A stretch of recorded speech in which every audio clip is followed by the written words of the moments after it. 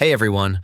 In this video, I'll show you how to play FiveM with GTA 5 Enhanced Edition in just a few easy steps. Step 1. Open GTA 5 Enhanced Installation folder. First, go to the location where you installed GTA 5 Enhanced. This could be through Epic Games or Steam. Right-click the game in your library. Then, choose Manage and then Browse Local Files. Step 2. Find the executable file.